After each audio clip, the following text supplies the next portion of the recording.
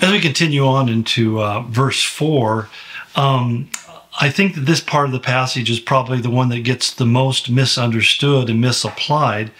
But it reads as follows. It says, "No one serving as a soldier gets involved in civilian affairs. He wants to please his commanding officer." Now, I've known a lot of people who have interpreted this saying that if you're going to serve the Lord, that means therefore you can't be doing any kind of secular or even what we might call profane work, profane meaning that it's not sacred work. And therefore, if you're a lawyer, a doctor, a dentist or something like that, if you're not doing that in some way to serve the kingdom of God, then you're not doing your right service. And even I've seen people carried to the extreme where saying essentially you should just be preaching the gospel and not holding down any kind of gainful employment.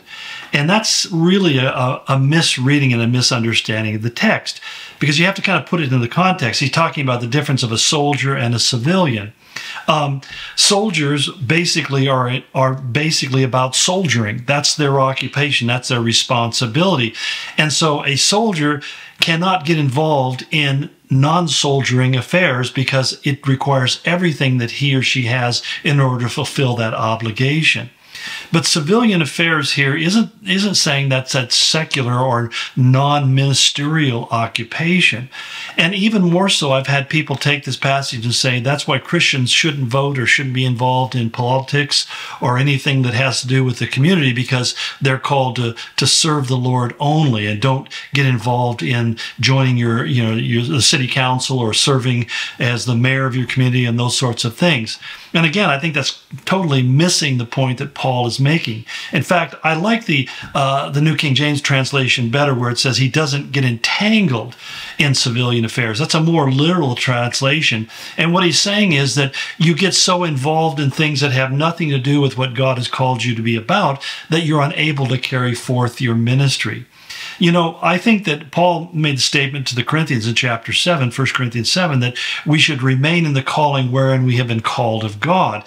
And he gives illustration occupationally. He says, if you're called a free man, don't seek to be enslaved. If you're called as a slave, don't seek to be free.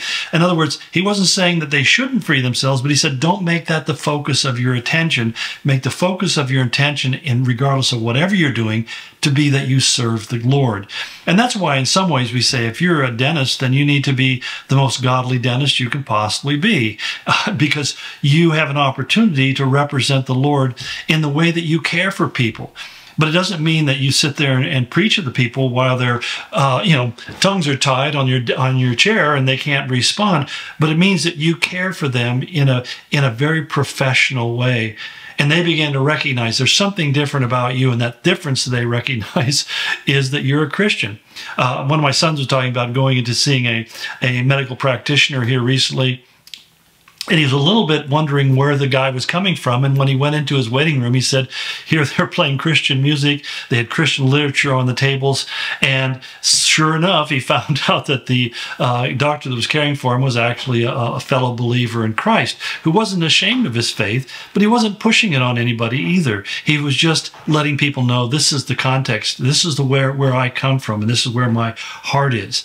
And I think that's kind of the idea, that we need to be focused on serving the Lord in whatever we're doing. Getting entangled in civilian affairs implies that you're getting caught up in the ways of the world. In other words, we begin to become worldly minded more so than we are heavenly minded. Now, there's an old saying somebody's so heavenly minded they're no earthly good.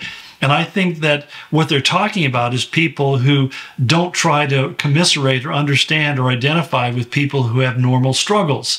They view life from a spiritual ivory tower, like most academicians who don't understand what it's like to hold a job and have to work for a living. I think, in fact, one of the biggest problems we have in our country with our political leaders is so many of them never had a real job. You look at our current president, and he's never had a job in the private sector. He's never done anything except be a politician. So, he has no ability to commiserate with a guy who's working in a foundry someplace and having trouble paying his bills. And so the point is that we don't want to be that kind of a Christian, that we see everything through rose-colored glasses, that all we do is pontificate about, how people need to trust God like we do. But in fact, to understand what it's like to be in the trenches of everyday life, but at the same time to be able to be there not alone, but with Christ. It's not that you approach life differently, or approach circumstances differently. You just simply approach the circumstances in a different way. You approach circumstances from faith. And one of the things it's important for us to understand is that we are going to be subject to whatever circumstances the neighbors around us are going through. I mean, if the economy plummets, we're going to find it's going to pinch our income as well. You can't avoid that. And some people have the idea, well, God, protect me from that so I don't have to go through those hardships. But I think the answer is not so that you don't go through them, but that people can see how you go through them and that you go through them with faith. I remember back in 2000 or 1999 when they were worried about 2000K and everything all the computers were going to freeze up and life as we know it would grind to a halt. And there were people, Christians I know, who were telling people, you need to buy, store up food, and you need to, be prepared to protect what you have and all these things. And I just simply asked my people, I said, so what do you do if you have a basement full of canned goods and your neighbor comes over and him and his kids are hungry? Are you going to say, get away from my door or I'll blow you away? Or are you going to say, let's feed you? Come on my house. Let's share what we have. Let me send you away with food. I mean, as a Christian, I don't think you have really a choice. Well, I take that back. You have free will. But I don't think if you're listening to God that you can turn away somebody who is struggling and somebody who is suffering. In fact, that's the very thing that John said in his first letter. It said, how can the love of God be in you if you see a brother is in need and you have no compassion on him? It's in your power to help him and you don't do that. Now, that doesn't also mean that you just give to anybody that asks, because there are a lot of people increasingly who are simply freeloaders. I'm sorry. For the most part, when I see people begging on the street, I do not give them money because most of them are addicted to something, and that's why they're on the street. I think even homelessness is a misnomer.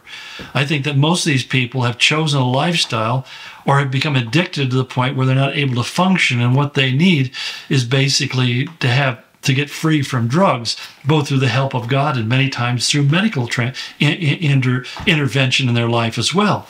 But that's a whole different discussion. But I would come back to this and say, we have to understand that we give to people and we give responsibly. My wife and I support different mission organizations, but we support ones that we're confident that the money is going to go where we want it to go. It's going to meet a real need of real people in real time in a real way.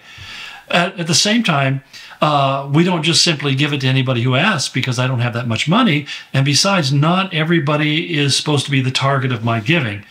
I let God handle that. When people tell me that this work of God can't go on unless you contribute to it, then my first question in my mind is it really a work of God? Because if God guides, He provides. And so if what you're doing is God's work, you don't have to browbeat people into giving to you. God is going to provide.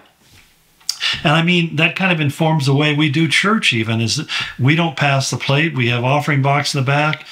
We don't push people to give because we aren't looking to people as a source of our income. We're looking to the Lord as a source of our income. And I would say that the impact of that over the years has been that for most of the time we've operated week to week out of the offering plate. We've had enough to cover our bills, and I've seen God do some miraculous things, but it's been rare that I could say that we have more money on hand than what we need to meet the needs that are on hand. And that's fine with me because the just shall live by faith.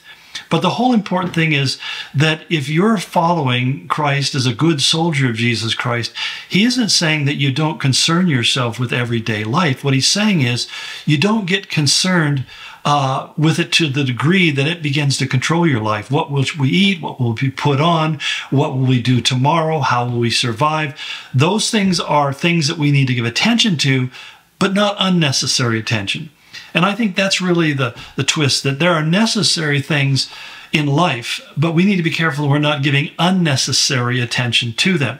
So when Jesus said we should pray, one of the things He taught us to pray is, Lord, give us this day our daily bread. And even though I have money in my bank account, and even though I have food in the pantry, I thank God every time I sit down to eat for the food that I'm about to eat, because I know it's a gift from God. And I've had times in my life where I didn't have money in the bank account and I didn't have food in the pantry, and we weren't completely certain where our next meal was going to come from, and we just trusted God, and we saw God do some amazing and incredible things in meeting our needs. So it's that balancing act. So if somebody says, well, you're not supposed to vote because that's a civilian affair, I think you should say to them, you're misinterpreting the passage. He's not talking about not voting my conscience, which is a whole different discussion we don't have time to get into, obviously. But basically, he's saying don't become entangled in this world to the point where you no longer are thinking about God's will for your life. I hope that's clear. Well, one more to go this week, and we'll pick it up tomorrow. God bless you.